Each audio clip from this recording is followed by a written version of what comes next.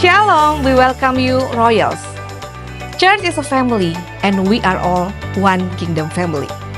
In this family, we prepare Sunday service.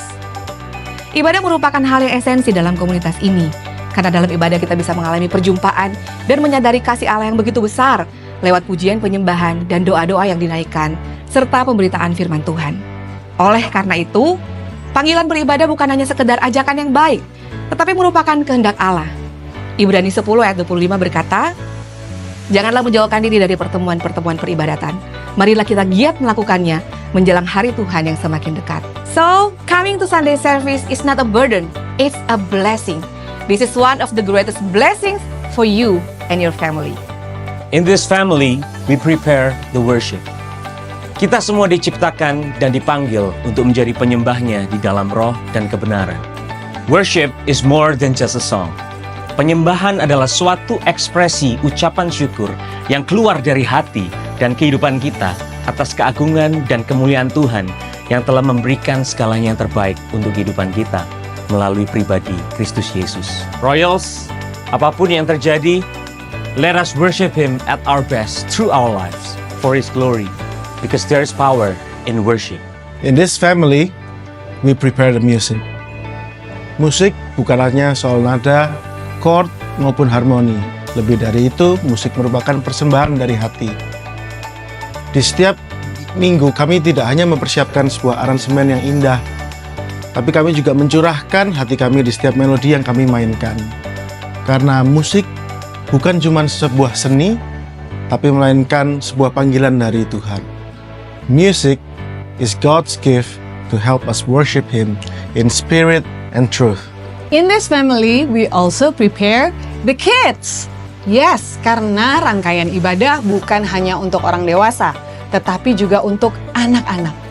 Mari kita latih anak-anak kita untuk datang kepada Tuhan dan beribadah secara teratur setiap minggunya. Sebab Yesus sangat mengasihi mereka. Di matanya, anak-anak bukanlah pengganggu. Malahan mereka mendapatkan tempat di hati Yesus dan ada dalam rencana Allah. So, dengan membawa anak-anak ke gereja, kita sedang membawa mereka kepada pengenalan akan Tuhan dan kebesaran kasih-Nya. Let us train up the kids in the way they should go. Even when they're old, they will not depart from it. We're called to prepare our hearts and minds for what God has for us today. Get ready to get those, Royals. And these are... Shalom saudara, selamat datang di ibadah Royals Rock yang Ngedok pada siang hari ini. Ada pemandangan yang luar biasa hari ini, di mana kita hari ini berkesempatan untuk mengadakan ibadah gabungan dengan generasi-generasi di bawah kita. Ada generasi Rocket, ada generasi KGC. Karena itu ayo kita dengan semangat, dengan seluruh kekuatan, kita haus akan ibadah ini. Kita haus akan firman Tuhan. Kita naikkan puji-pujian yang luar biasa kepada Allah kita. Sebab ketika Yosafat maju berperang, dia tidak menaruh panglima terhebatnya di barisan terdepan. Tetapi dia menaruh pemuji dan penyembah di barisan terdepan. Karena dia percaya bahwa seperti pemazmur berkata, Allah bertahta di atas pujian-pujian dan penyembahan. Bahkan Alkitab juga mencatat, ketika Yesus di malam terakhir, di perjamuan terakhir, dikatakan setelah ia selesai menaikkan nyanyian pujian, dia berangkat pergi ke Taman Getsemani untuk masuk dalam peperangan melawan maut. Hanya untuk menebus kita semua, supaya kita menjadi umat-umat pemenang. Jadi hari ini saudara, ketika saudara hari ini mungkin mengalami beban yang berat, saya tidak tahu apakah masalah yang saudara hadapi, kesesakan apa yang saudara hadapi. Mari naikkan puji-pujian dan penyembahan yang luar biasa bagi Allah kita. Karena pujian bukan hanya sebagai ucapan rasa syukur, tetapi itu menunjukkan siapa yang maju berperang bersama kita. Siapa yang menjadi panglima di dalam kita menghadapi peperangan dengan masalah kita. Karena itu, ayo kita dengan semangat, kita bangkit berdiri, kita puji-pujikan penyembahan kepada Raja di atas segala Raja, Tuhan di atas segala Tuhan, Yesus Kristus. Amin saudara. Mari kita berdoa. Bapak, kami mengucap syukur kalau Engkau sudah mengundang kami dalam ibadah ini. Kami bersyukur Tuhan, kami percaya Engkau hadir bersama-sama dengan kami. Karena itu Bapak, lawat kami masing-masing. Tilik hati kami masing-masing Tuhan. Biarlah Engkau sendiri yang bekerja di antara kami. Dan ketika kami keluar dari ibadah ini, kami menjadi umat yang lebih daripada pemenang. Terima kasih Bapak. Mari sama-sama jemaat yang sudah siap kita masuk dalam ibadah. Kita katakan amin. Selamat beribadah. Tuhan Yesus memberkati. Kami datang menyembah Tuhan dengan hati kami Tuhan. Terima kasih Yesus.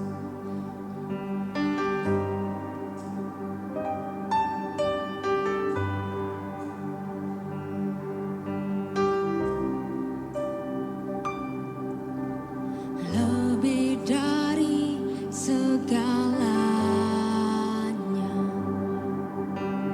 ku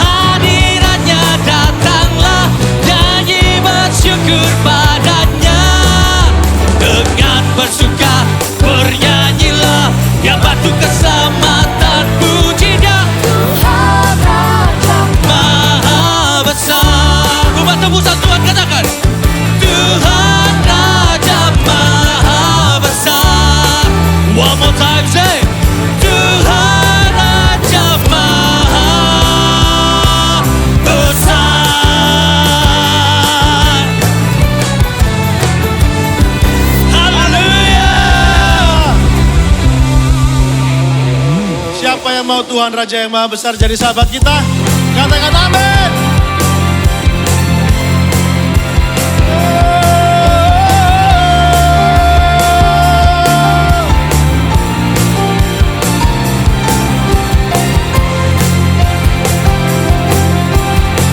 Thank you, Jesus.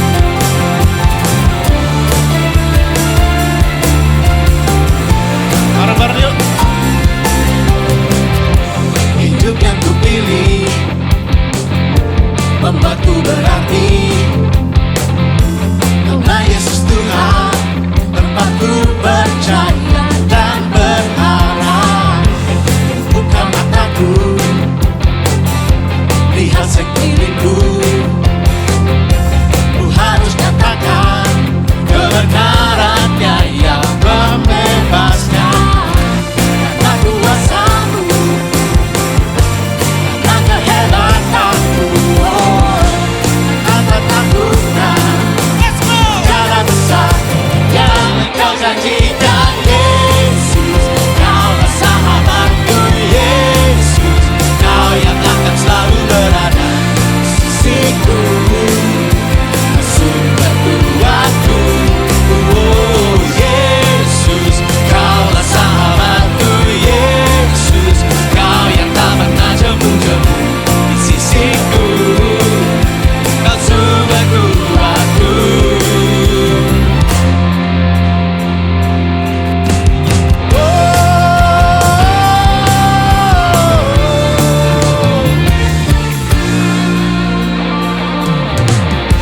Hidup yang kupilih membuatku berarti, Karena Yesus. karena Yesus Tuhan tempatku percaya dan berharap. Ku buka mataku, lihat sekelilingku, ku harus katakan kebenarannya yang membebaskan. Karena kuasamu, karena kehebatanmu, dapat lakukan perkara besar yang Engkau janjikan. Yesus, Kaulah sahabatku. Yesus, Kau yang akan selalu berada di sisiku, Kau sumber kuatku. Oh Yesus, Kaulah sahabatku. Yesus, Kau yang tak pernah jemu-jemu di sisiku, Kau sumber kuatku.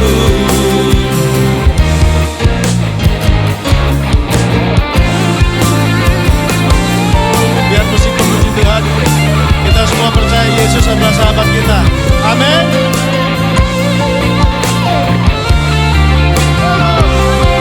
Come on.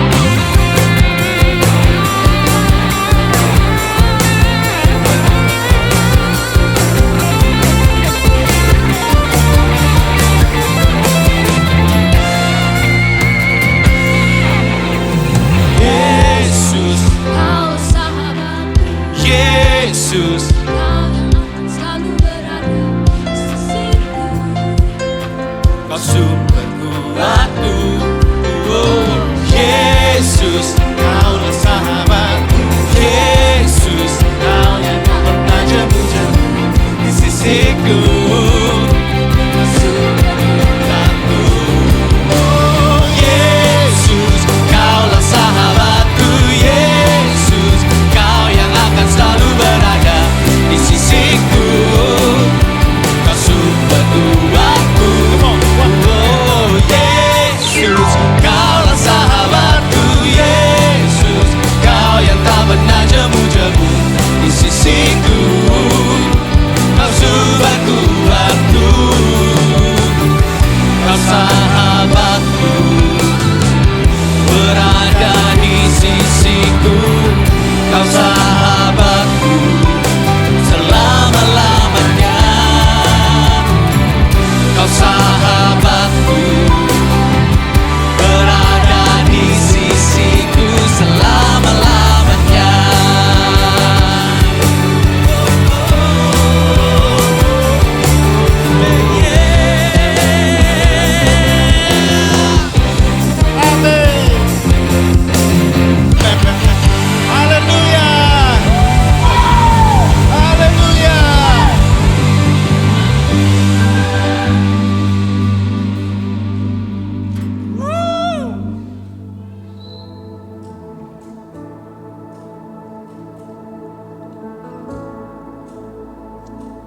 Royals, bulan-bulan akhir ini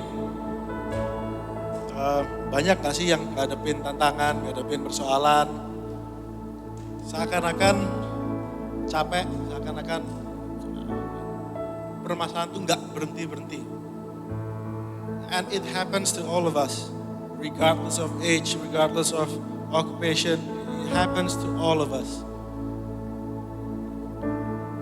Fun fact, semua itu nggak penting, yang paling penting hadirat Tuhan ada bersama kita. Yang paling penting Tuhan nggak ninggalin kita. And you know what? Dari dulu dia terkenal setia. Let's go guys.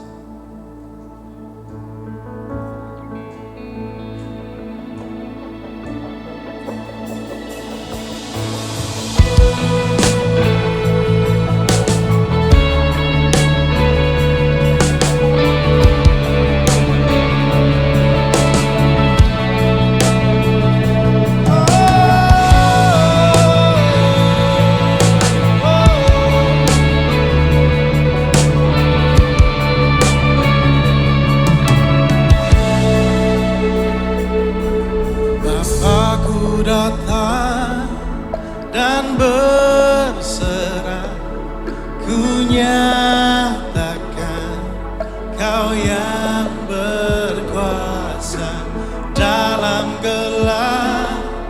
Kau setia, Kau cahaya bagiku.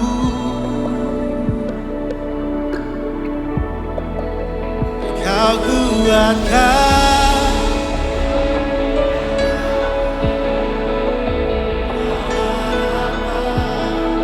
dalam kesesakan.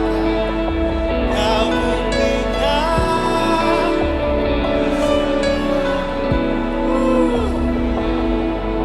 dan Kau Allah Immanuel.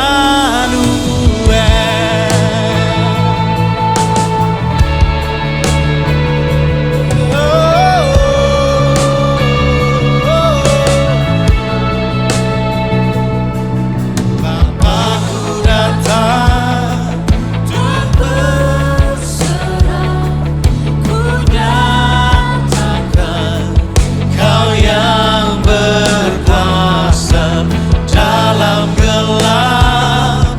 Kau sempurna, Kau cahaya bagiku.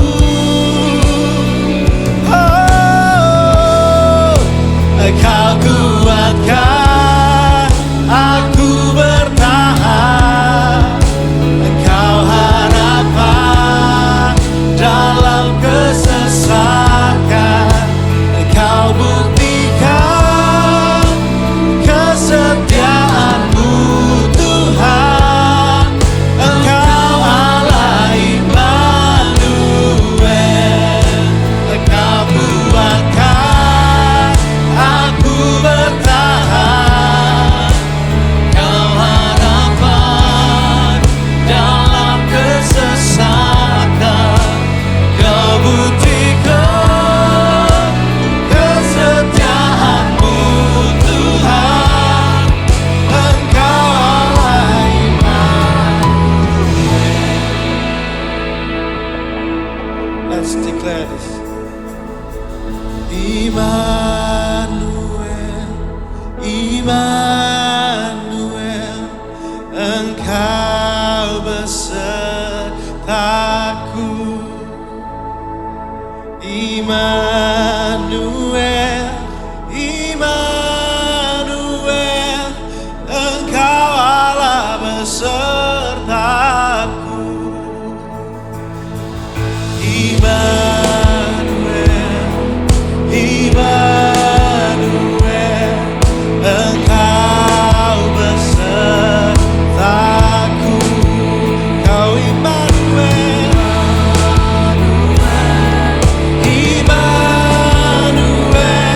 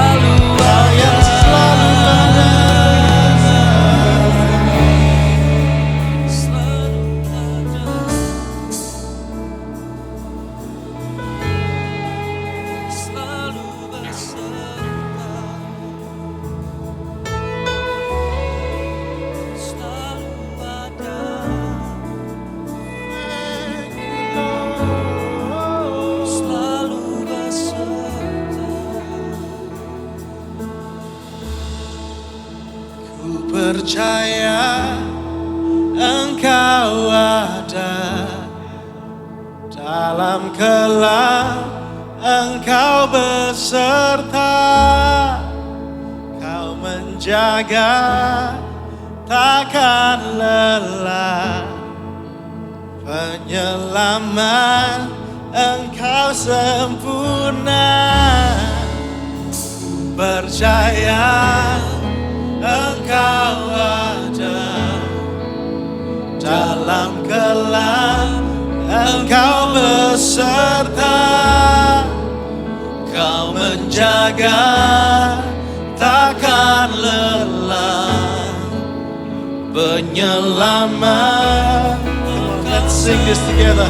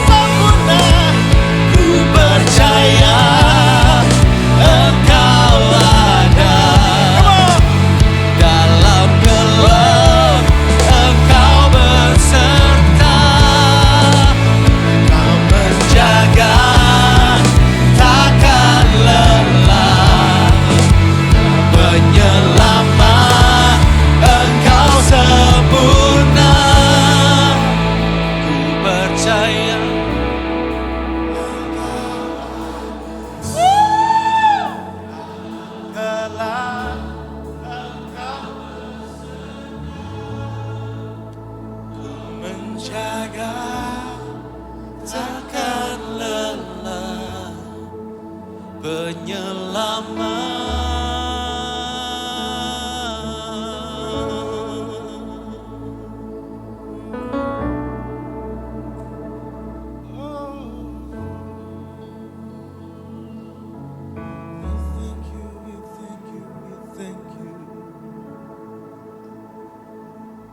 Kami berterima kasih buat hadirat-Mu di tengah-tengah kami, Tuhan. We honor You, we praise You, we worship You. You are our God, You are our King. Kami meninggikan Engkau, Tuhan. Gak ada yang lebih berbahagia selain ada di hadirat-Mu menikmati pribadi-Mu, ya Tuhan. Sekarang hamba-Mu berdoa supaya Tuhan berbicara pada kami oleh firman Tuhan. Hamba berdoa supaya firman yang hidup, firman yang berkuasa, firman yang kuat, yang lebih tajam dari pedang bermata dua manapun dilepaskan di tengah-tengah kami. Hamba berdoa sementara firman-Mu disampaikan, sembuhkan yang sakit, kuatkan yang lemah.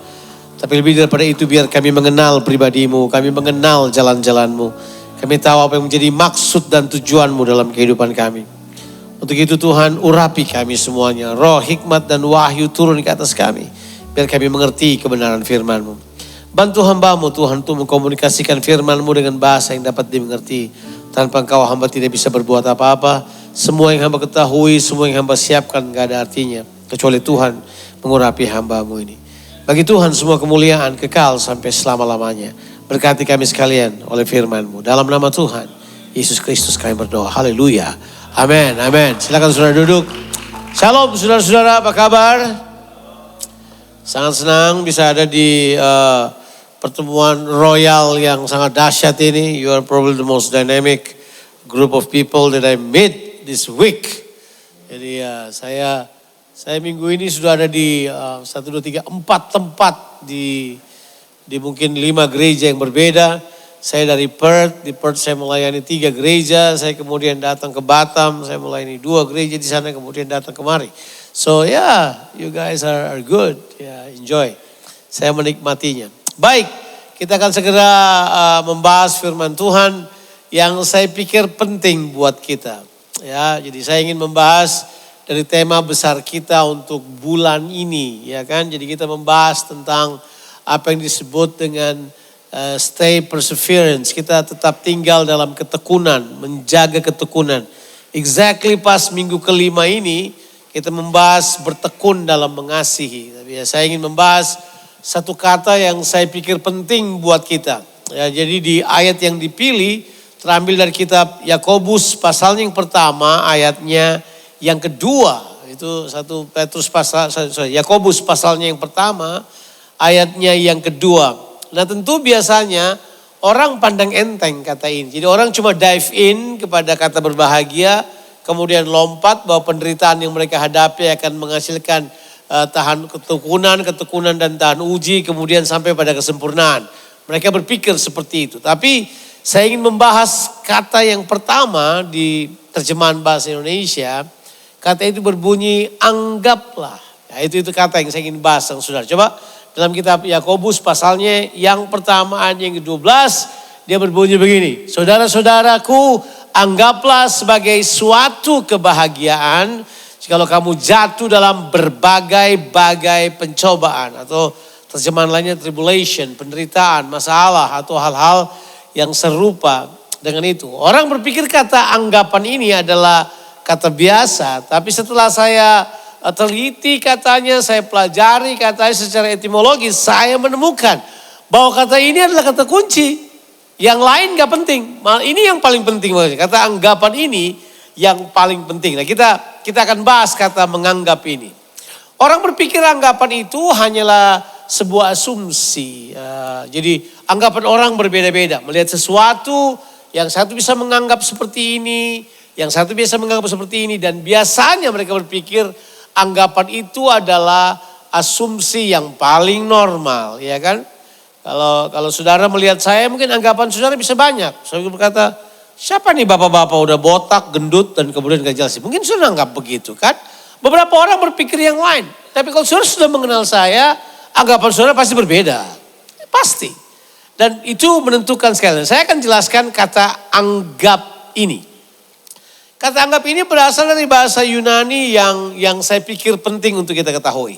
Katanya itu dalam bahasa Yunani itu berasal dari kata ergomai. Itu kata yang dipakai, ergomai. Nah ergomai ini adalah punya beberapa pengertian. Pengertian yang pertama dari ergomai itu adalah perhitungan, estimation. Jadi ternyata ergomai anggapan itu bukan biasa. Jadi anggapan itu muncul karena sudah ada sebuah perhitungan dalam pemikiran kita. Sudah ada pertimbangan di dalam pemikiran kita. Ya toh? Makanya terjemahan bahasa Inggris kalau Anda buka King James dan beberapa terjemahan yang lain. Kata yang dipakai adalah count. Count it all joy.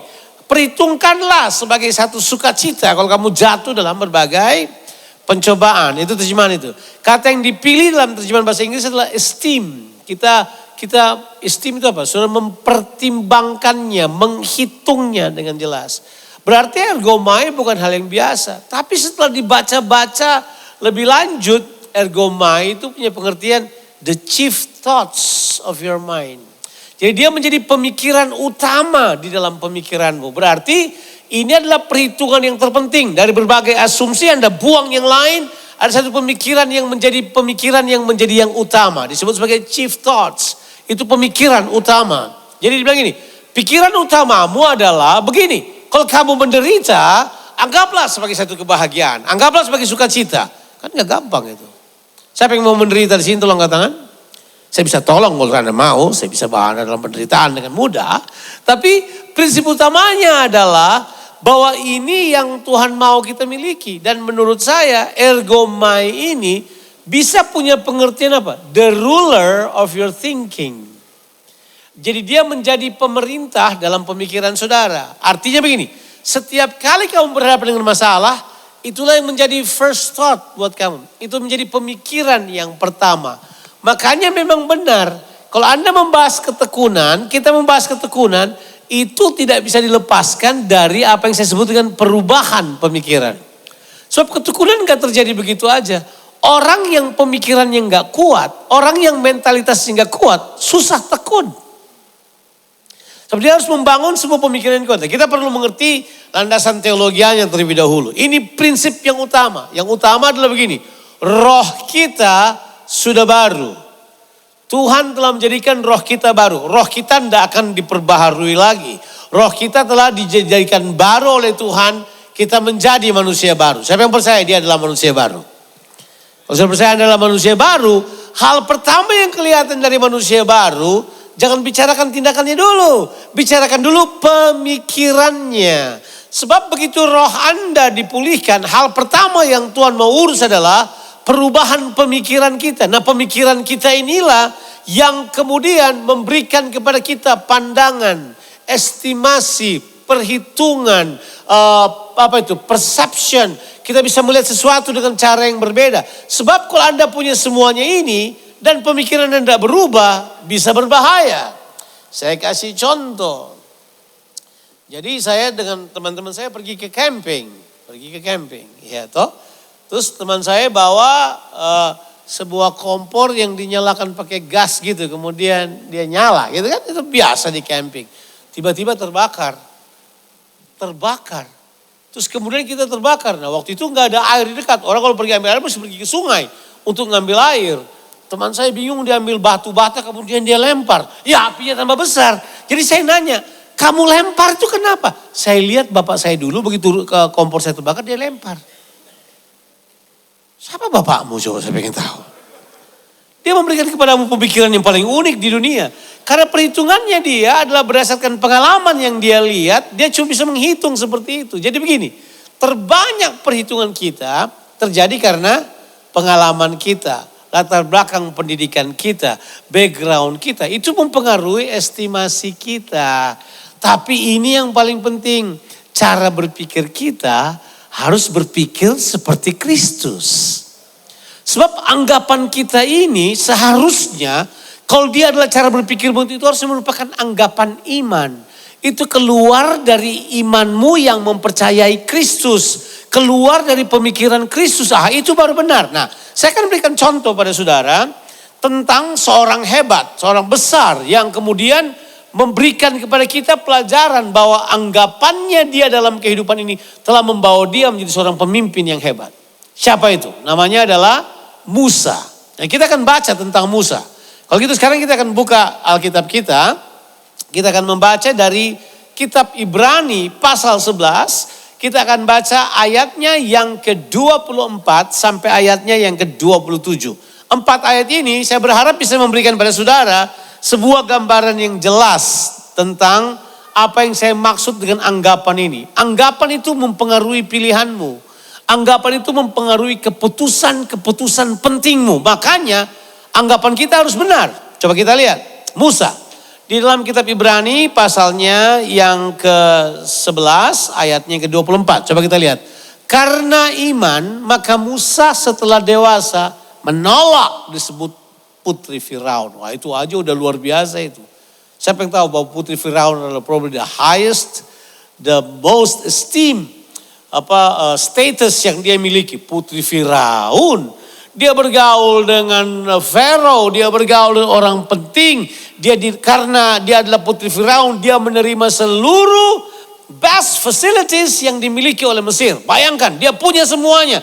Dia dilatih semua. Jadi kemungkinan Raja Mesir sama Musa sama pengetahuannya. Kira-kira kayak begitu. Tapi Musa menolak. Kenapa dia memilih kayak begitu? Ayat 25 kita lihat 25. Dia bilang gini. Karena ia lebih suka. Bilang dulu lebih suka. Mana Anda lebih suka? Menderita atau menikmati kenikmatan? Sudah mau pilih yang mana? Anda lebih suka yang mana? Nah lihat pilihannya dia. Pilihannya dia nggak populer. Tapi pilihan inilah yang membuat dia jadi besar. Nah kadang-kadang kita akan membuat pilihan-pilihan yang nggak populer. Pilihan-pilihan yang tidak mengikuti kepentingan banyak orang. Pilihan-pilihan yang tidak cuma menyenangkan orang lain. Pilihan-pilihan yang muncul karena apa? Ada perhitungan, ada anggapan yang jelas dalam kehidupanmu. Makanya dia bilang begini, dia lebih suka menderita sengsara dengan umat Allah. Siapa yang lebih suka sengsara? Tolong angkat tangan. Dia lebih suka sengsara dari umat Tuhan daripada apa? Daripada untuk sementara, jelas dia bilang, menikmati kesenangan dari dosa. Ada pertimbangan, benar loh untuk sementara. Siapa yang suka untuk sementara? Untuk sementara ini kamu nikmat, tapi setelah itu kamu hancur. Kamu pilih yang mana? Ya saya pilih jangan nikmat sekarang lah kan. Kita harus berpikir jangka panjang. Dan Musa memutuskan bahwa dia akan tinggalkan semuanya itu. Nah kemudian ayatnya yang ke-26. Ini ayat yang penting. Kita baca ayat 26. Ia apa? Nah, bilang menganggap. Nah itu ergomai. Dia punya anggapan yang tepat. Anggapannya adalah bahwa penghinaan karena Kristus sebagai kekayaan. Siapa yang mau kaya dengan penghinaan? Tolong angkat tangan dulu. Kan gak ada. Tapi lihat pilihan-pilihannya. Kita ditawarkan pilihan-pilihan kenikmatan dunia jadi jauh lebih banyak. Masalahnya begini. Kalau estimasi saudara, perhitungan saudara, pilihan saudara adalah hal-hal yang berurusan dengan keinginan dunia. Saya dapat jamin. Anda boleh ke gereja tiap minggu demi minggu, tapi Anda tidak akan berjumpa dengan Kristus. Anda boleh punya semua kemewahan yang Anda miliki, tapi Anda kehilangan harta yang utama di dalam Kristus. Sekarang pilihannya dari mana? Dia menganggap penghinaan lebih besar daripada semua harta Mesir. Sebab pandangannya dia tujuhkan pada upah. Bilang lu upah. Apa upah yang Anda mau? Gaji lebih besar? Ya, tawaran yang lebih baik? Selama 42 tahun saya melayani, saya masih muda tapi sudah 42 tahun melayani. Masih muda jadi Anda bisa tebak umur saya. Ya, selama 42 tahun saya melayani, banyak tawaran. Haleluya, saya harus katakan sampai hari ini, saya masih memilih yang lain karena anggapan saya benar. Karena anggapan saya telah melihat upah yang sebenarnya. Apa upah yang sebenarnya? Coba kita lihat ayatnya yang ke-27, ayat 27. 27 berkata begini. Karena iman ia telah meninggalkan Mesir dengan tidak takut akan murka raja. Ia bertahan sama seperti apa? Sama seperti ia melihat apa yang tidak kelihatan. Melihat apa yang tidak kelihatan. Melihat dengan apa yang tidak kelihatan itu berarti dia melihat dengan pikirannya. Dia melihat dengan anggapannya. Dia melihat dengan perception iman. Dia melihat apa? Upah yang dia lihat. Nah, terjemahan bahasa Inggris sangat bagus. Coba Anda lihat terjemahan bahasa Inggrisnya. Terjemahan bahasa Inggrisnya adalah bahwa dia melihat he who unseen. Dia melihat pribadi yang tidak kelihatan. Jadi upahnya dia adalah pribadi Tuhan. Yang kita mau upah apa sih? Tapi kalau kita di dunia Pak. Tapi tetap pilihanmu harus jelas. Yang lain itu mengikuti. Upahnya adalah dia berjumpa dengan pribadi Tuhan. Upah kita sebenarnya adalah pribadi Tuhan. Bukan yang lain. Kalau Anda berjumpa dengan pribadi Tuhan, Anda akan menikmati keserupaan dengan Tuhan. Tapi lebih daripada itu, yang lain tinggal mengikuti. Makanya kan bukan kebetulan Yesus pernah mengatakan ayat ini. Carilah dahulu kerajaan Allah dan apa? Kebenarannya, maka semuanya itu akan ditambahkan kepadamu. First things first. Kalau orang punya anggapan kerajaan, orang punya pemahaman yang tepat tentang Tuhan, pilihan mereka akan jelas. Mereka akan memilih hal-hal yang mungkin gak kelihatan, tapi itulah yang prioritas. Dari muda kita mesti diajar memilih yang prioritas. Kalau ada anak-anak SMP, SMA atau yang ini, mari saya beritahu pada saudara, pilihlah yang prioritas dari sekarang. Yang saya maksud bukan BCA prioritas ya, bukan. Yang saya maksud adalah priority in life. For you don't choose something that actually not helping you in the future. Kamu harus memilih sesuatu yang akan menolong kamu untuk jangka panjang. Mungkin pertanyaannya, orang berpikir bahwa uang akan menolong kita. Ya sedikitlah dia menolong. Tapi kalau Anda sakit, uangmu bakal habis. Ya, habis. Mau bukti? Saya bisa kasih banyak bukti. Ada orang yang waktu dia muda, dia anak wali kota sebuah kota di Indonesia ini, teman saya. Ganteng sekali, jadi dia menikah dengan istri yang cantik sekali. Seorang berkata waktu dia kawin, dia membuat orang banyak cemburu karena luar biasa. Tongkrongannya masih umur 22 tahun udah naik Harley Davidson yang harganya waktu itu udah 250 juta. Waktu itu, sekarang gak tahu harganya berapa. Jadi bayangkan kaya sekali. Tapi kemudian dia mengidap sebuah penyakit karena kecelakaan. Tebak, dia kehilangan istri cantiknya. Dia kehilangan semua uang, bukan cuma uangnya, uangnya bapaknya juga habis untuk biayai penyakitnya. At the end of the day, sampai matinya, gak ada pun orang yang datang untuk mengunjungi dia. Dia mati dalam silence and alone. Saya berpikir, apa yang kurang dari dia? Fasilitas dunia dia punya, uang dia punya, kecakapan dia punya, status dia punya. Apa yang kurang dari dia punya? Dia punya semua yang dikejar oleh orang. Tapi bang, just like that, everything gone. Berarti kita tidak bisa mempercayai hal-hal yang tidak bisa sustain kehidupan kita kan? Benar gak sih? Benar kan? Oke, nah berarti sekarang kamu harus punya estimasi, kamu harus punya perhitungan, kamu harus punya anggapan untuk memilih bahwa yang terbaik adalah mengizinkan pemerintahan Tuhan berkuasa dalam kehidupan kita. Menurut Tuhan, yang lain itu cuma tambahan. Dan lu tambahan. Apa itu tambahan? Bonus. Tahu apa itu bonus? Beli rumah dapat payung. Ayo. Beli komputer dapat pensil. Kita ini berjuang untuk pensil dan payung. Kita lupa bahwa ada yang lebih penting daripada itu. Nah, yang lebih penting itulah yang harusnya menjadi estimasi kita, pertimbangan kita, anggapan kita. Itu yang penting. Bagaimana anggapan saudara? Coba pikir anggapan saudara dulu. Pikir dulu anggapanmu. Kalau misalnya penderitaan kemudian saudara kata, habis nih gua. Saya tidak. Begitu menderita saya menganggap sesuatu yang berbeda. Mengapa? Sebab pemikiran saya, anggapan saya adalah anggapan seperti yang firman Tuhan inginkan. Oke, sekarang kita pergi ke 1 Petrus pasal 4 ayat yang pertama. Sampai, mungkin kita akan bahas 1 Petrus ini beberapa, sampai mungkin ayat yang ke-8 nanti, tapi kita baca dulu 1 Petrus pasalnya yang keempat ayat yang pertama. Coba kita lihat dulu ayat tersebut. 1 Petrus pasalnya yang keempat ayatnya yang pertama. Jadi, karena Kristus telah menderita penderitaan badani, kamu pun juga harus apa? Mempersenjatai dirimu dengan pikiran yang demikian. Bilang dulu, mempersenjatai diri dengan pikiran. Jadi armor your mind. Apakah senjata dalam pemikiranmu? Ternyata senjata yang baik dalam pemikiran kita adalah penderitaan Kristus. Wow, it is impossible. Gak mungkin kok penderitaan menjadi pemikiran kita sih. Apa kita orang yang paling negatif di dunia ini? Apakah kita tidak bisa berpikir yang positif dan tidak? Tapi ternyata pemikiran Kristus yang menderita ini penting. Mempersenjatai pemikiran kita. Mengapa? Sebab dia jelaskan kata berikut. Sebab apa? Barang siapa telah menderita penderitaan badani, dia telah apa? Berhenti berbuat dosa. Nah, oke. Saya mesti jelaskan. Saya mendengar pendeta berkhotbah, kamu nanti tidak akan mencuri lagi. Bukan dosa itu.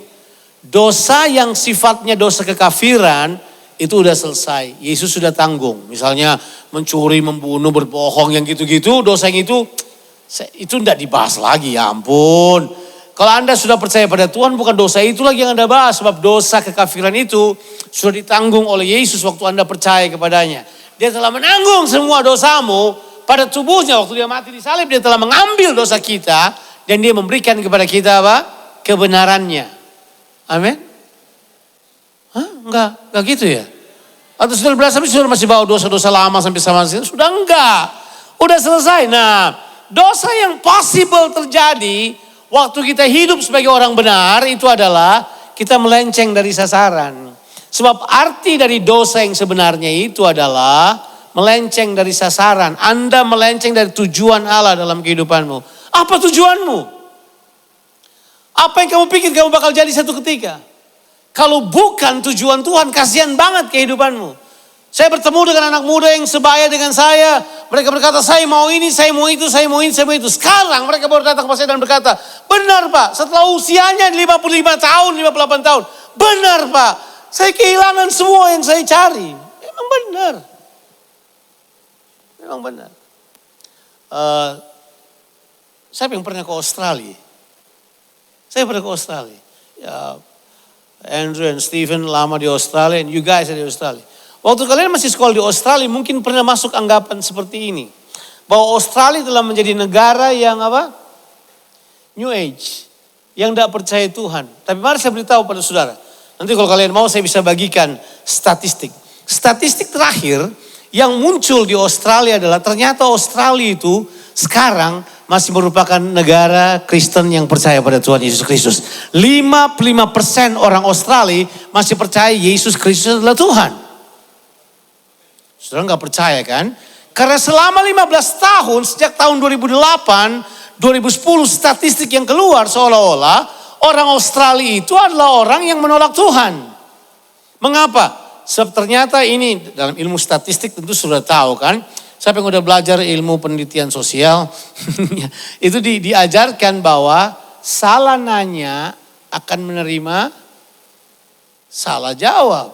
Jadi gini, Australia 10 tahun yang lalu diputuskan sebagai negara New Age karena pertanyaan yang salah yang disampaikan oleh para pembuat statistik.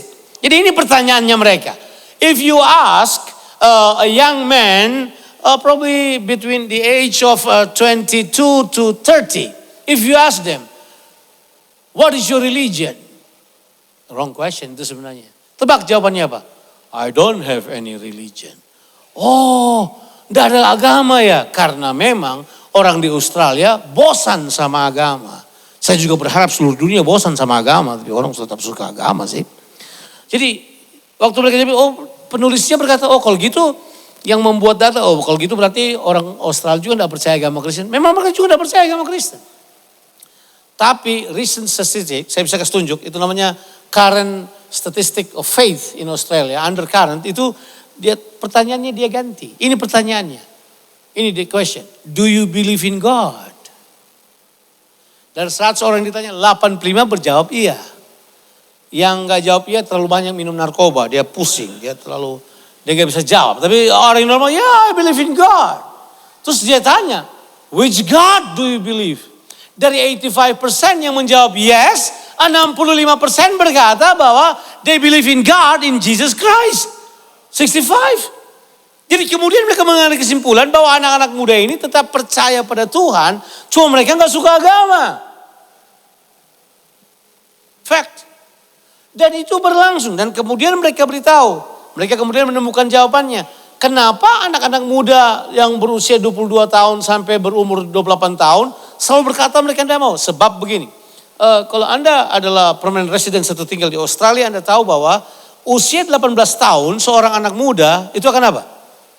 Akan keluar dari rumahnya, dibiayai oleh pemerintah untuk sewa apartemen. Jadi mereka langsung terhubung dengan pemerintah. Centrelink langsung bayar uangnya mereka. Uang sewa rumah, dikasih support untuk sekolah dan seterusnya. Jadi anak-anak umur 18 tahun biasanya mereka apa? Keluar dari rumah bapaknya. Nah usia itu Anda mesti tahu kan? Usia itu adalah usia badai dan tekanan. Yang mereka ingin buat adalah mereka mau meninggalkan semua nilai-nilai di keluarga bapaknya. Jadi kalau ditanya apa agama, mereka akan tolak semua yang bapaknya yakini. Why? Because they think that is ridiculous. Kampungan. Tidak masuk akal. Kenapa? Karena mereka merasa bahwa mereka bisa dengan dirinya mereka sendiri. Tapi statistik menyebutkan. Ini yang terakhir, ini bulan Oktober tahun 2024. Statistiknya. Tahu gak apa mereka katakan? Ketika mereka berusia 48, agak lama sih memang dari 22, 28, 20 tahun kemudian, waktu mereka berusia 48 tahun sampai 58 tahun, those 10 years, itu mereka kemudian kembali lagi ke gereja. Karena terbukti mereka tetap percaya pada Tuhan. Bapak-bapak yang seusia saya, waktu mereka berumur 35 tahun, mereka tetap kirim anaknya kemana? Sekolah Kristen. So mereka berkata apa? In that school, they've been teaching good moral. Mereka mengajarkan moral yang baik. Mereka mengajarkan tujuan kehidupan. Mereka sarankan anak-anak mereka masuk bahkan ke sekolah pemerintah yang free. Mereka minta yang lebih baik. Kenapa? Karena mereka melihat ada sesuatu di dalam pengajaran kekristenan yang mengajarkan tujuan hidup yang mereka tidak miliki. Bapak-bapak yang berusia 48 tahun sampai 56 tahun memutuskan untuk kembali kepada komunitas Kristen karena telah mengalami kekecewaan dari hiruk pikuk sistem dunia.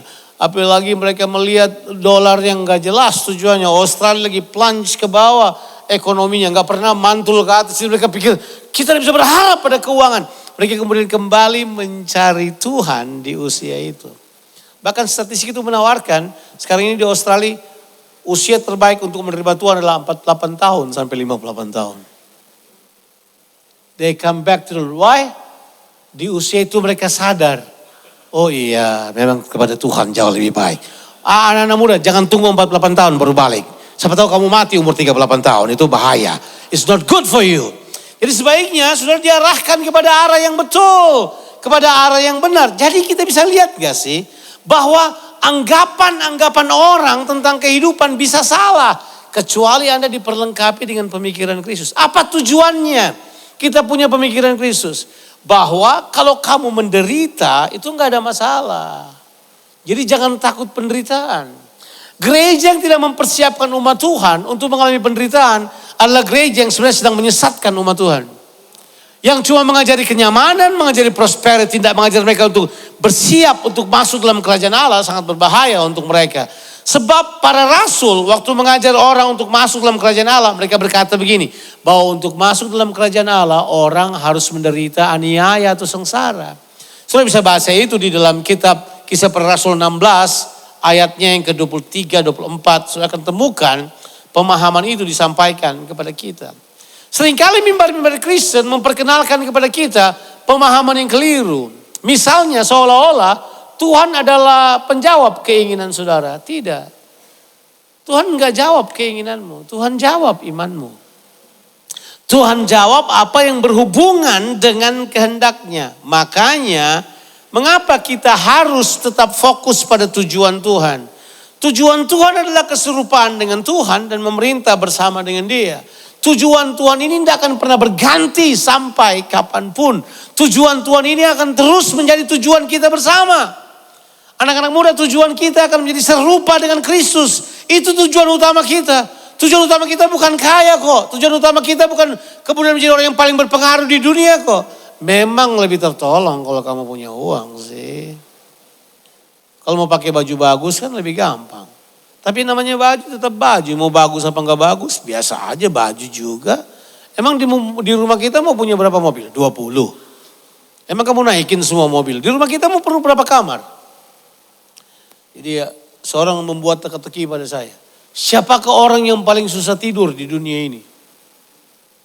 Saya mikir-mikir banyak kali. Dia bilang enggak, cuma ada satu orang yang paling susah tidur. Namanya Sultan Kasana Bolkiah. Sultan Brunei. Karena istananya dia punya 110 kamar. Susah kan tidurnya? Tiap kamar mesti dipindahin tiap malam. Dia mau coba semua kamar, bagaimana dia bisa tidur? Coba tidur 110 kamar. Enggak mungkin lah. Kamu tidur di satu kamar juga. Karena yang terpenting dari semuanya, ini yang terpenting. Sekarang saya mau tunjukkan pada terpenting. Apakah yang paling penting dalam kesusahan, penderitaan, dalam keadaan yang tidak nyaman, apa yang paling penting? Anda bertemu dengan kehendak Allah. Anda bertemu dengan kehendak Allah. And for me, menurut saya, harta paling istimewa dalam kehidupan saya adalah menemukan kehendak Allah. Karena, coba kita lihat ayat yang kedua. Coba kita lihat ayat yang kedua dari 1 Petrus pasal yang keempat. Ayat yang kedua. Supaya waktu yang sisa ini. Tidak tahu berapa waktu yang sisa buat saudara. Jangan saudara pikir masih muda, waktu yang sisa masih banyak. Ya, saya antar teman saya untuk berobat karena dia kena kanker prostat. Umurnya baru 49 tahun. Tahu nggak? Dokter berkata kepada saya, terdeteksi paling muda, anak muda kena kanker prostat. Umurnya berapa? 22 tahun. Kanker prostat 22 tahun. Impossible. Tapi dokternya bilang, yes, we found that out. Bahwa ada isu itu. Dulu kanker prostat itu umur berapa tau kan? Umur 60, 70. Dia berkata bawa mati aja pak. Udah bau tanah ya udah mati aja. Dulu begitu, sekarang enggak lagi. Why? There is a difference now. You cannot predict your life. Kamu enggak bisa. Hidupmu itu ada dalam tangan Tuhan. Jadi kita perlu mengerti kehendak Tuhan. By the way, saudara pikir saudara ada di dunia ini atas kehendak siapa? Kehendak bapamu? Enggak lah. Kehendak Tuhan. Benar kan? Kamu lahir sebagai laki-laki atau sebagai perempuan, gender saudara, ada yang putuskan. Itu bukan papa mamamu, Tuhan yang putuskan. Betul kan? Kamu lahir di keluargamu juga Tuhan yang putuskan. Saudara enggak pilih keluargamu. Siapa yang pilih bapaknya di sini? Enggak. Kamu lahir dari bapakmu, kamu enggak pilih keluargamu. Kamu enggak pilih keluargamu orang Surabaya, orang Ambon, orang Madura, orang Inggris. Kalau saya disuruh pilih, saya enggak pilih lahir di keluarga Ambon dan Manado. Saya mungkin lahir di keluarga royal di Inggris. Kalau saya bisa pilih. Emang saya pilih tinggi badan saya? Enggak kan? Saya mau pakai sepatu yang tambah 7 cm, saya tetap 160.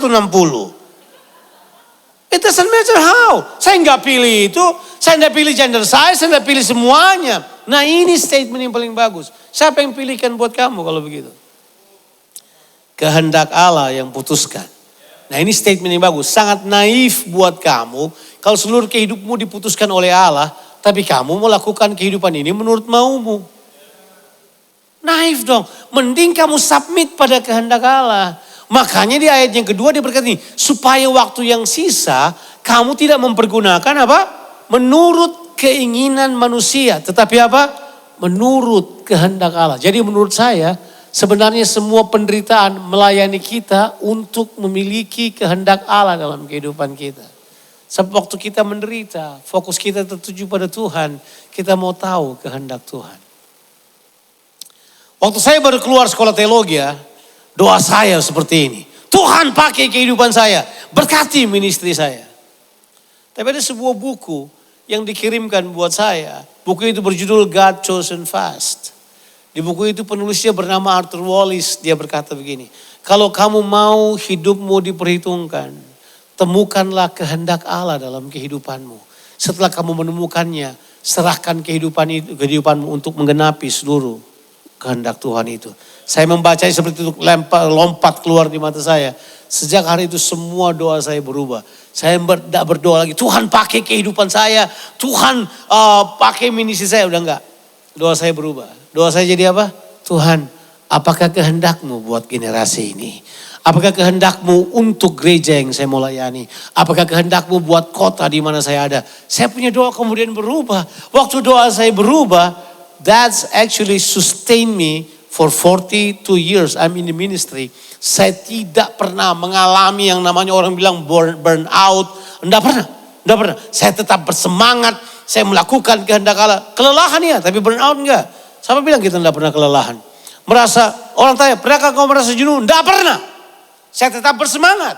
Saya berkhotbah bersemangat. Saya melayani Tuhan bersemangat. Why? Karena saya menemukan kehendak Allah adalah hal yang paling indah dalam kehidupan ini. Dan dia bilang gini, supaya kamu hidup menurut kehendak Allah. Sebab apa? Ini masalahnya. Ayatnya yang ketiga. Sebab sudah terlalu banyak waktu kamu pakai untuk menyenangkan apa? Manusia. Itu. Melakukan kehendak orang-orang yang tidak mengenal Allah. Kamu hidup dalam rupa-rupa keinginan, hawa nafsu dan seterusnya. Saudara-saudara, bolehkah saya beritahu pada saudara? Anda tidak dicobai oleh dunia. Anda tidak dicobai oleh iblis.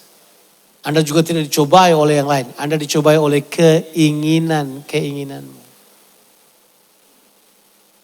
Nah kalau saudara sudah tahu seperti itu, latih keinginanmu. Latih, alter keinginan.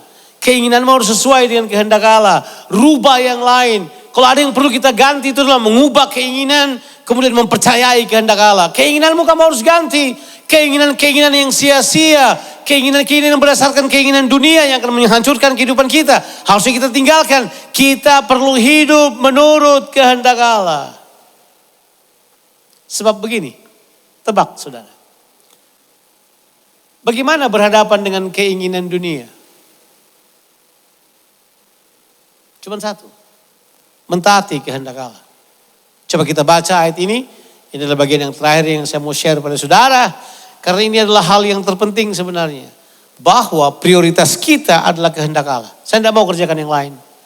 Saya mau mengerjakan kehendak Allah. Ya. Saya akan submit pada gereja-gereja yang saya tahu melakukan kehendak Allah. Saya akan submit pada orang-orang yang melakukan kehendak Allah. Kalau enggak, saya tidak akan ikuti maunya mereka. Siapapun dia, enggak. Coba. Di dalam Alkitab, itu dituliskan dengan jelas bahwa Kalau kamu mau mengalahkan dunia ini, tidak ada jalan lain. Coba kita baca ayatnya. Di dalam 1 Yohanes pasal yang kedua, kita baca ayatnya yang ke-15, 16, dan 17. Ayat 14-nya beritahukan pada kita bahwa kalau anak muda mau kuat, mereka harus hidup dalam firman Allah dan hidup dalam kepenuhan Roh Kudus. Itu jelas. Itu ayat yang ke-14. Ayatnya yang ke-15 beritahukan pada kita. Janganlah kamu mengasihi dunia dan apa yang ada di dalamnya. Bilang dulu dunia. Bilang dulu kata itu, dunia. Kalau kamu baca Alkitab, kalau Alkitab bilang dunia, dia tidak berbicara tempat, dia berbicara sistem dunia. Jadi berkata, kamu jika mengasihi dunia dan apa yang ada di dalamnya, jikalau orang mengasihi dunia, maka kasih akan Bapa tidak ada dalam orang itu.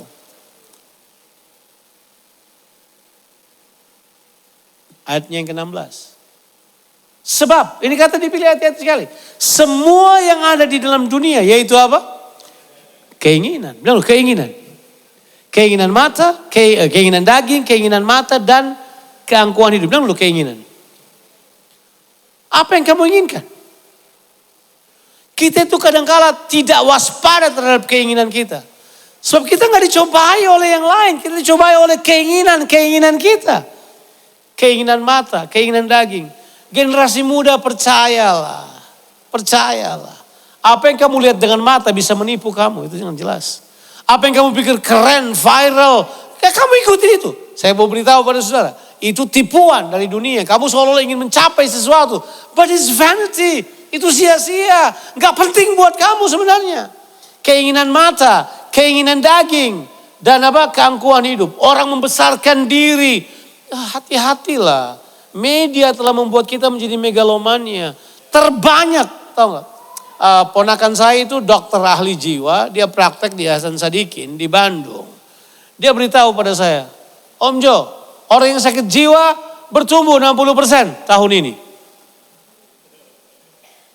Dan penyakit mereka adalah terbanyak NPD. NPD, Narcissistic Personality Disorder. Kemudian dia berkata, jadi orang ini gampang gila cuman karena media. Tapi kita biarkan anak-anak kita bangga dengan media, fokus pelayanan di media. Come on! Tanpa kehendak Allah. Nah masalahnya kita bilang, udah yang ini dulu baru kehendak Allah. Begitu kamu mencintai dunia, kehendak Allah hilang dalam kehidupan. Saya gak bercanda, karena itu pilihan. Makanya dia bilang, itu bukan berasal dari Bapa melainkan dari dunia. Ayat 17 sekarang beritahukan buat kita. Apa masa depan dunia dengan semua sistemnya? Sebab apa? Dunia ini sedang apa? Sedang lenyap. It's dimmering. Sedang low dimmering. Dia kemudian menjadi hilang dan lenyap. Fading out. Sedang lenyap dengan apa? Keinginannya. Ikuti keinginan dunia, Anda lenyap bersamanya. Tapi kemudian dia bilang ini, tetapi orang-orang yang apa? Melakukan kehendak Allah. Tetap hidup selama-lamanya. Belum melakukan kehendak Allah. Itu akan menjamin kehidupan. Berarti saudara harus hidup dalam kehendak Allah. Gak ada yang lain. Jadikan hartamu. Kalau kamu belajar, kamu temukan kehendak Tuhan. Gak ada passion lebih menggairahkan daripada melakukan kehendak Allah. Mengapa Daud, dia bukan cuma raja, dia menjadi raja contoh. Karena Daud sejak muda, dia melakukan seluruh kehendak Allah. Begitu dia mati, Alkitab tulis, lalu Daud melayani generasinya dengan kehendak Allah. Baru dia mati. Makanya begini, jangan mati dulu sebelum Anda tahu kehendak Allah. Sebab kehendak Allah itu penting. Makanya kamu ada di dunia ini. Hiduplah dalam kehendak Allah. Tujuan dari perception kita. Tujuan dari apa yang saya sebut tadi, anggapan-anggapan kita. Harusnya didasarkan pada kehendak Allah. Ingat, di mana ada kerajaan Allah, selalu ada kehendaknya. Anda bisa bicara tentang kerajaan Allah sampai biru mukamu, tapi kalau tidak melakukan kehendak Allah, it's zero. Gak ada apa-apanya. Mari kita embrace kehendak Allah dan hidup menyenangkan hati Tuhan. Tuhan Yesus memberkati kita sekalian. Amen. Let me pray for you, just for probably 30 seconds. Bapa di sorga, hamba mau berdoa supaya anugerah-Mu turun ke atas anak-anak muda ini. Untuk generasi ini, buat Rock Royal ini. Aku berdoa mereka menangkap maksud-Mu, kerinduan-Mu, isi hati-Mu. Tuhan, Biar anggapan kami sesuai dengan kehendak-Mu. Kami menganggap, kami berpikir, kami perceive perkara-perkara dari Tuhan. Mari, hamba-Mu telah berhenti berbicara, tapi Roh Kudus ingatkan terus dalam hati kami apa yang menjadi hal yang terpenting dalam kehidupan ini. May your will be done, your kingdom come. On earth as it is in heaven. Dalam nama Yesus. Amin. Terima kasih Pastor Jonathan. Sekali lagi kasih tepuk tangan Bapak Ibu Saudara sekalian yang kekasih. Hari ini kita akan masuk dalam perjamuan kudus. Seberapa banyak saudara yang masih belum mendapatkan roti dan anggur bisa lambaikan tangan. Nanti rekan-rekan Asyir akan membantu saudara untuk mendapatkan roti dan anggur. Terima kasih buat rekan-rekan Asyir yang sudah mendapatkan roti dan anggur, saya undang untuk bangkit berdiri.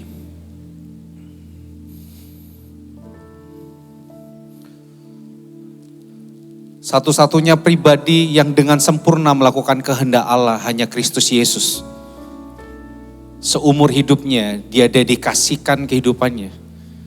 Dedikasikan seluruhnya hanya untuk kehendak Allah. Hidupnya penuh dengan tujuan. Hidupnya tidak pernah melenceng. Justru karena itu dia naik ke atas kayu salib. Dia mati di atas kayu salib. Supaya apa? Kita yang hidupnya tanpa tujuan, yang hidupnya sangat tragis karena kita hidup tanpa tujuan. Di dalam Kristus kita memperoleh tujuan. Mungkin banyak orang pada saat itu mengatakan bahwa Yesus hidupnya sia-sia, dia mati. Dia mati tergantung di atas kayu salib, tetapi justru kesia-siaan kita yang ditanggung oleh Yesus. Saya akan bacakan 2 ayat. 1 Petrus 1 ayat 18 sampai 19. Sebab kamu tahu bahwa kamu telah ditebus dengan cara hidupmu yang sia-sia, yang kamu warisi dari nenek moyangmu. Itu bukan dengan barang yang fana, bukan pula dengan perak atau emas, melainkan dengan darah yang mahal, yaitu darah Kristus yang sama seperti darah anak domba yang tak bernoda dan tak bercacat. Tadi berulang kali dikatakan bahwa harta terbesar kita adalah ketika kita bertemu dengan pribadi Allah. Tetapi sebelum kita merasakan itu, Tuhan yang lebih dahulu menjadikan harta kita sebagai harta yang terbesar, yang termulia. Dia Raja mulia. Dia tinggalkan tahtanya, menemui orang berdosa seperti saudara yang dan saya. Bukan hanya ditemuin, bukan hanya ditemuin untuk dihakimi, tetapi justru dia serahkan nyawanya supaya hidup kita tidak sia-sia. Hari ini kita hidup di dalam sebagai warga kerajaan Allah. Hidup penuh dengan tujuan. Mari sama-sama kita angkat roti dengan tangan kanan kita. Pada malam sebelum Yesus diserahkan, dia mengambil roti, dia menaikkan ucapan syukur dan dia berkata, inilah tubuhku yang sudah dipecah-pecahkan oleh karena kamu. Perbuatlah ini menjadi peringatan akan aku. Tubuhnya dipecahkan supaya hubungan kita yang terpecah dengan Allah Bapa di sorga disatukan kembali. Bukankah roti yang di atasnya kita naikkan ucapan syukur ini adalah persekutuan kita dengan tubuh Kristus? Sama-sama kita makan dalam nama Tuhan Yesus.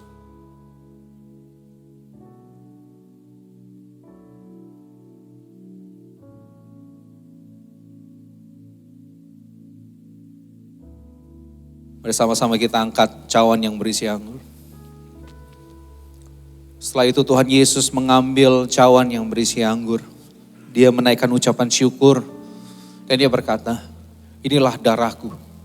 Darah perjanjian yang baru yang dicurahkan untuk kamu. Ingat ini perjanjian yang baru. Artinya kita memiliki kehidupan yang baru.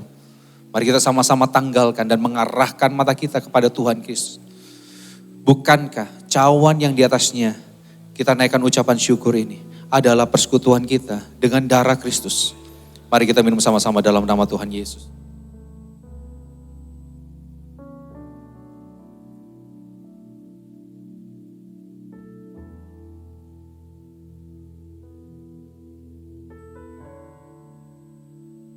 Terima kasih buat karya salib-Mu Tuhan.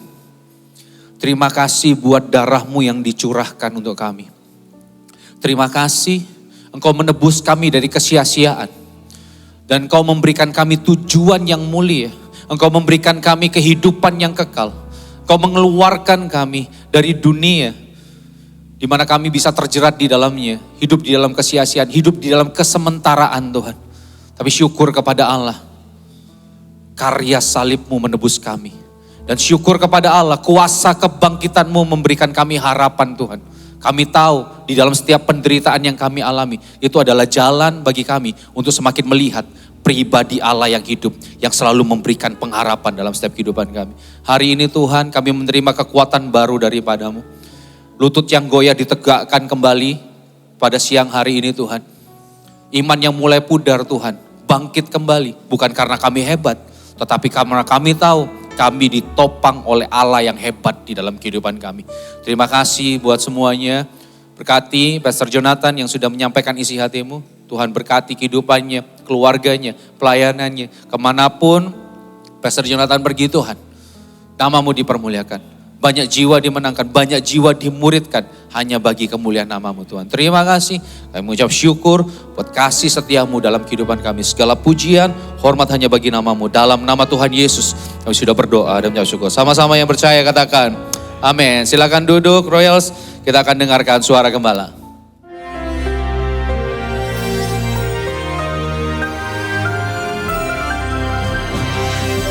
Pada akhir dari bulan November ini, semua warga kerajaan tetap pertahankan ketekunanmu. Sebab menanti itu tidak mudah ya. Sabar menanti, pertama-tama kita harus tahu bahwa yang berjanji itu tidak sembarangan. Dia berjanji, dia pasti menepati. Dalam hal ini Tuhan, melalui hambanya itu Samuel. Kita melihat apa yang terjadi pada Saul, bagaimana he lost his kingdom. Dia kehilangan kerajaan, sama seperti Adam.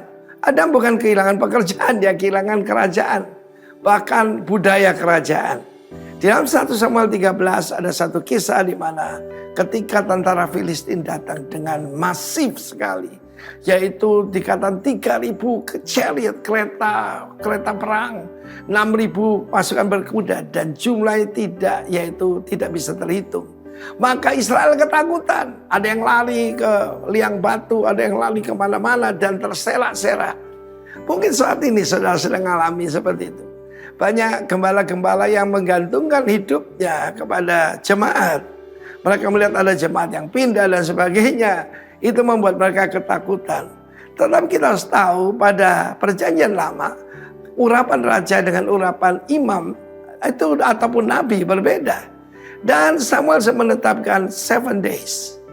Kita tahu Tuhan itu bekerja dengan pattern ya. Kita sedang ada hari ke-6. Satu hari Tuhan 1000 tahun. Hari ke-6. Perhitungan tahun Ibrani 5786 tahun ini. Ya, kita memasuki tahun ke-7 di mana hari ke-7 itu adalah 1000 tahun Kristus memerintah di bumi ini. Sebelum langit yang baru dan bumi yang baru. Dan saat itu dia mengambil keputusan yang bodoh. Sebab dikatakan dia menunggu 7 hari, belum datang. Baru dia mempersembahkan korban yang dilarang bagi seorang imam. Jangan lupa, Raja Uzia itu terkena kusta ketika dia memperbaraan. Kan baik, memberikan penyembahan kepada Tuhan. Dan saat itu Samuel berkata, bodoh sekali perbuatanmu. Sangat bodoh perbuatanmu itu. Sebab Tuhan tidak bekerja sesuai dengan jadwal kita. Murid-murid tanya pada Yesus, maukah engkau pada saat ini memulihkan kerajaan bagi Israel? Engkau tidak perlu tahu tentang waktu dan saat, Kronos dan Kairos yang ditetapkan Bapa sendiri menurut kuasanya. Tidak menantikan Tuhan, sudahlah jangan mereka-reka kapan Tuhan datang. Dia bilang tahun 2033, ada yang tetapi mari kita menantikan Tuhan dengan setia. Percaya janjinya, yang penting dia pasti datang. Ready or not, Jesus is coming. Sering kita dengar itu. Apa kita hidup seperti itu? Atau kita mau menolong Tuhan? Ketika melihat terserak-serak, dia jawab kepada Samuel. Sebab pikirku. Dia berkata, sebab aku melihat. Hati-hati. Iblis itu memanipulasi pikiran kita. Bagaimana Pak Arifin? Tidak usah ditunggu lagi. Dia punya anak dari wanita lain. Misalnya begitu. Tetapi kalau kita setia menanti, kita cuma perlu ketekunan. Mari saudara, nanti terima perjamuan kudus ataupun saudara berdoa, minta satu saja, hipomone, ketekunan, kegigihan, menantikan janji Tuhan. Supaya tidak mengalami seperti yaitu Raja Saul, you lost your kingdom. Tuhan memberikan kepada yang lebih berkenan padanya. Bagaimana berkenan pada Tuhan? Baru-baru saya mendengar pernyataan Ibu Shirley Juanda. Saya tidak mencoba untuk mengerti, saya cuma mau percaya. Kalau saya mencoba mengerti, saya hidup dengan panca indera, jangan hidup dengan penglihatan, tetapi dengan iman. Dan kau berkemenangan, maju tak gentar, haleluya, amin.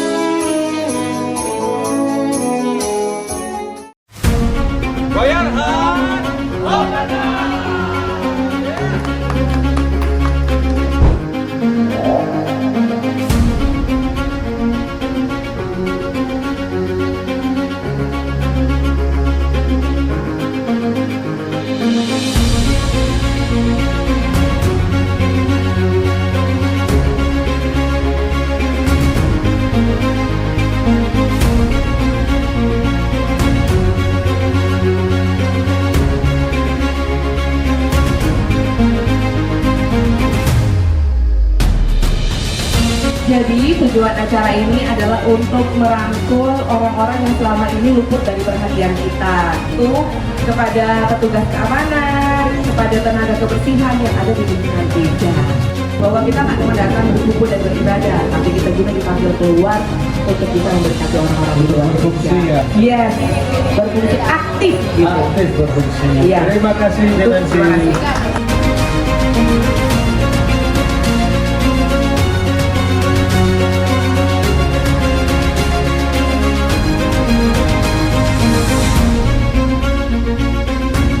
Royal Heart, makin semangat, makin berkah. Mas, kata-kata hari ini. Tetap semangat, Tuhan masih hidup. Mantap. Terima kasih, Mas.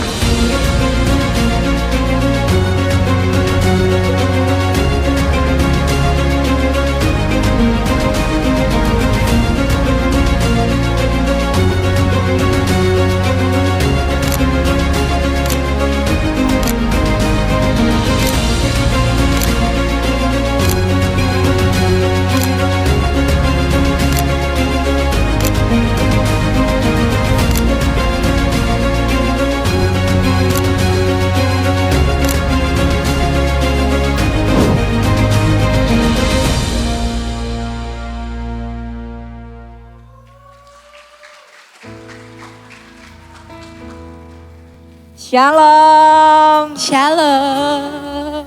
Oke, senang banget hari ini. Sini Vel. Senang banget hari ini ada temennya, jadi nggak sendirian. Jadi deg-degannya berkurang.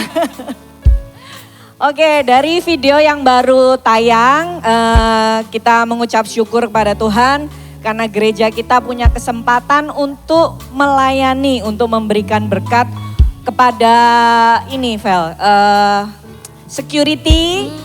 Dan Kemarin ya ini ya, tanggal 29 November kemarin, semua teman-teman pelayan Tuhan berbondong-bondong bungkus goodie bag bareng-bareng dan membagikan kepada security di sekitar Royal Resident, juga cleaning service dan sekitar 300-an ya, Wow, 300-an. banyak banget sih ya. Iya, puji Tuhan, Puji gereja kita Tuhan. boleh menjadi berkat dan biarlah nama Tuhan saja yang dimuliakan. Amin. Luar biasa sekali ya Ce, kemarin ya itu Ce.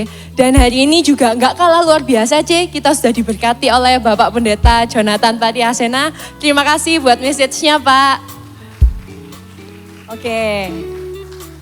Kemudian kita juga tidak lupa ketika kita sudah menerima berkat, kita juga boleh menjadi saluran berkat untuk pekerjaan Tuhan di muka bumi ini. Kita siapkan hati kita untuk persembahan, mari kita berdoa bersama-sama. Tuhan, terima kasih untuk kasih karunia-Mu, untuk anugerah-Mu dalam setiap kehidupan kami, pribadi lepas pribadi. Kami percaya sampai hari ini, sampai detik ini, Engkau Tuhan yang menyertai dan menjaga setiap kehidupan kami. Berkati Tuhan, layakkan setiap apa yang kami tabur untuk pekerjaan-Mu di muka bumi ini. Biarlah melalui hidup kami, nama-Mu dipermuliakan. Terima kasih Tuhan, kami siapkan hati kami untuk memberikan persembahan yang terbaik hanya untuk kemuliaan nama-Mu. Di dalam nama Yesus kami berdoa, amin. Oke, sambil memberikan persembahan, kita juga mau menyapa nih Ce, buat teman-teman yang baru pertama kali datang di GBI Rock Royal, welcome, seneng banget ketemu kalian semua. Dan buat yang belum tahu, kita ada Komsel dari Rocket, KGC sampai Royals. Buat teman-teman yang masih teens, bisa join di Komsel Rocket setiap hari Jumat pukul 7 malam. Buat teman-teman yang youth, bisa join Komsel KGC setiap hari Minggu after ibadah. Dan buat teman-teman Royals yang adults, bisa join Komsel setiap hari Rabu pukul 7 malam. Oke, dan jangan lewatkan untuk ibadah minggu depan akan dilayani oleh Pendeta Daniel Januar Tanujaya. Jadi jangan sampai skip ya, kita cari berkat Tuhan lebih banyak lagi setiap hari Minggu. Asik, oke. Dan buat informasi-informasi terbaru gini Ce, bisa juga teman-teman lihat di sosial media @royals.surabaya. Kalau KGC @KGC Surabaya, dan untuk Rocket Royal. Jangan lupa buat follow, like, dan share informasi-informasi yang memberkati teman-teman sekitar kita juga. Oke, pengumuman berikutnya adalah Royal Prayer Night yang akan diadakan hari Rabu tanggal 3 Desember pukul 18.30. Ini terbuka untuk semua jemaat dan gereja menyediakan makan malam. Jadi yang punya waktu, mari disempatkan kita sama-sama menaikkan doa dan memberkati gereja kita. Oke, dan minggu depannya lagi yaitu tanggal 10 Desembernya, hari Rabu juga, pukul 18.30 kita akan ada Rock Christmas Celebration di Royal Praise Hall ini dan akan dilayani oleh Bapak Pendeta Timotius Arifin dengan tema Wonderful Counselor. Wah, oke, di note ya, di note tanggal Di 10 note. Desember jangan dilewatkan. Yes. Oke, selain itu ada juga Christmas Celebration untuk Rocky Royal dan Menorah yang akan diadakan tanggal 13 Desember pukul 5 sampai 7 malam. Jadi untuk Bapak Ibu yang memiliki anak-anak usia Rocky, boleh diajak dianterin untuk sama-sama mengikuti Bareng-bareng Christmas ya, Ce. Celebration. Oke, puji Tuhan. Puji Tuhan. Dan last but not least, hari ini kita akan diberkati oleh konsumsi nih Cik. Dan konsumsi kita hari ini adalah pentol. Selain kenyang rohani, kita juga perlu kenyang secara Mantap jasmani. sekali. Terima kasih. Tuhan memberkati. Thank you Hana dan Feli. Ini Cece dan adik ya, bukan tante dan ponakan. Ya. Ini ada mini soccer. Ini kan hari ini seperti tadi yang sudah disampaikan bahwa kita ini adalah ibadah generasi. Mana suaranya Rocket? Rocket. KGC mana KGC? Dan ini adalah pertandingan mini soccer antara Royal, KGC dan Rocket. Apakah lembu muda akan mengalahkan lembu tua? Apakah lembu tua kakinya akan patah? Ya, jangan sampai amit-amit ya. Jadi kita sama-sama akan mini soccer sama-sama ya. Jadi yang royal diatur dulu nafasnya, mulai jalan pagi mungkin ya, biar nafasnya nggak kehabisan. Ya ini tempatnya itu adalah di Our Ground, Surabaya, jam 5 sampai jam 7 malam. Jadi mari sama-sama Duyuni, dukung siapa yang kita dukung sama-sama, kita jadi supporter sama-sama dan kita bisa have fun sama-sama di sana, ya kan? Jadi cari keringat biar semangat gitu ya. Jadi sekali lagi tanggal 6, hari Sabtu tanggal 6 Desember kita ada mini soccer antara Royal, KGC dan Rocket. Ya, siapakah yang akan menjadi juaranya ya? Rocket ini hebat-hebat ini. Salah satunya anaknya Pastor Andrew nih hebat. Ada siapa lagi? Javier. Gak ada habisnya nafasnya. Itu ada Jaden juga. 3 orang ini bahaya. Disekap dulu aja kayaknya. Gak usah main. Oke, gak terasa kita sudah di minggu terakhir di bulan November dan kita akan sama-sama mendoakan yang berulang tahun. Kayaknya November ini adalah bulan yang favorit ya. Banyak sekali yang berulang tahun. Ada 18 orang yang berulang tahun. Mudah-mudahan datang semua hari ini. Iya, dan ada yang anniversary juga, ada 7 pasang yang beranniversary. Saya bacakan satu-satunya, bisa maju yang saya sebutkan namanya. Ada Daud Sugiarto,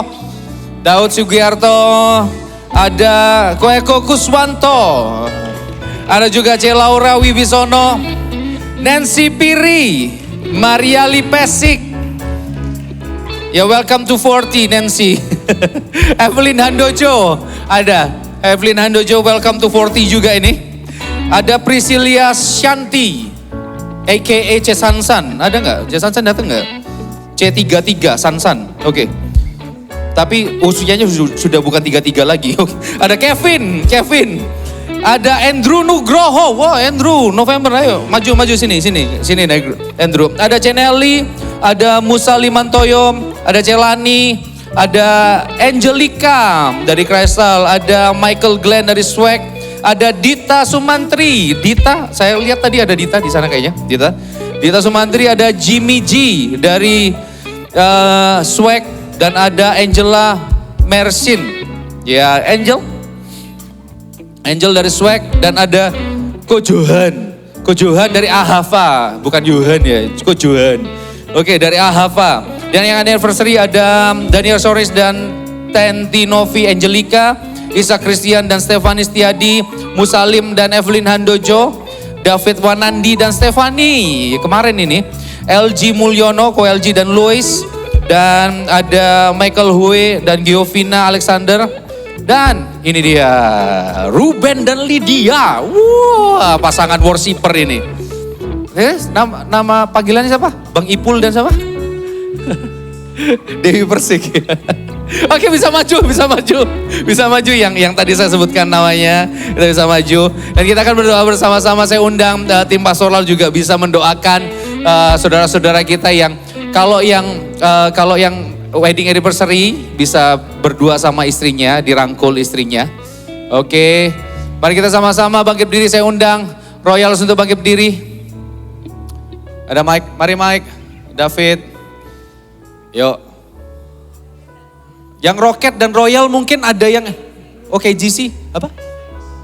KGC, Rocket, Royal juga, ada Audrey yang November ini ulang tahun juga nih. Ada yang masih belum dipanggil bisa maju. Kita akan doakan sama-sama. Yang belum dipanggil dari KGC, dari Rocket, yang ulang tahunnya November. Ayo siapa yuk? Nah itu, ayo maju, nggak apa-apa sini. Nah dari KGC, Audrey, ini dia. Mari silakan Audrey, Kristo juga. Ayo sini. Ada lagi yang November? Ada lagi? Wah, ini banyak nih ya, banyak yang November ya. Oke. Felix. Oh iya Felix, ayo Felix. Oh Felix baru kemarin. Ayo Lex, ayo turun Lex. Oke, kita akan sama-sama angkat kedua tangan kita arahkan tangan kita kepada saudara-saudara kita yang berulang tahun di bulan November ini. Bapa di sorga, kami ucap syukur buat kasih setiamu, buat anugerahmu yang luar biasa dalam kehidupan saudara-saudara kami yang berulang tahun di bulan November ini. Tuhan kiranya menyertai kehidupan mereka, berkat yang terbaik Tuhan nyatakan dalam kehidupan mereka. Biar putra dan putrimu ini hidup sesuai dengan rancanganmu dan sesuai dengan kehendakmu di dalam kehidupannya Tuhan. Biar kehidupannya hanya didedikasikan saja kepada Kristus dan diarahkan hanya kepada Kristus dan kepada rancanganmu yang mulia. Biar mereka hidup hanya untuk memperluas kerajaan-Mu di muka bumi. Banyak jiwa dimenangkan melalui kehidupan mereka. Banyak jiwa dimuridkan melalui kehidupan mereka Tuhan. Dan mereka selalu hidup bertumbuh ke arah Kristus. Berkat yang terbaik Tuhan limpahkan dalam kehidupan mereka Tuhan. Dan kami juga berdoa buat yang wedding anniversary di bulan November. Tuhan yang menyertai kehidupan pernikahan putra dan putrimu di tempat ini.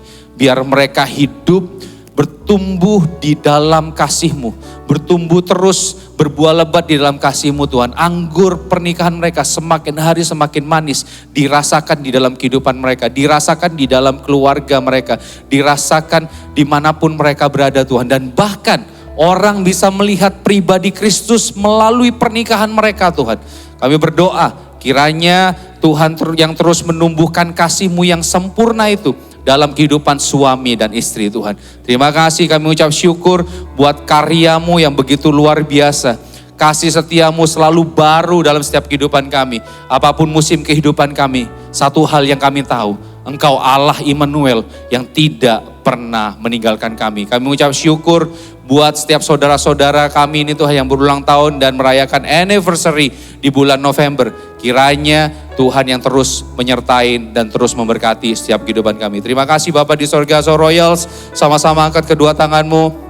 Jemaat Tuhan, kiranya Tuhan memberkati dan melindungi engkau. Tuhan mengarahkan wajahnya dan menyinari engkau dengan kasih karunia. Kemanapun engkau pergi, kemanapun engkau melangkah, Kristus dinyatakan melalui kehidupanmu. Engkau berbuah lebat dan berbuah tetap bagi Kristus. Dan nama Tuhan dipermuliakan di dalam kehidupanmu dan melalui kehidupanmu. Oleh sebab itu, pergilah, jadikan semua bangsa murid Tuhan Yesus. Baptislah mereka dalam nama Bapa, Putra, dan Roh Kudus. Dan ajarlah mereka segala sesuatu yang telah Tuhan Yesus perintahkan kepadamu. Dan ketahuilah Dia Allah yang setia, yang telah memberikan tujuan hidup di dalam kehidupan kita, akan menyertai kita sampai kepada kesudahan akhir zaman. Kami terima berkat ini dalam nama Bapa, Putra, dan Roh Kudus, dalam nama Tuhan Yesus. Sama-sama yang percaya katakan amin. God bless you all. Tetap sehat, tetap semangat, tetap jadi berkat.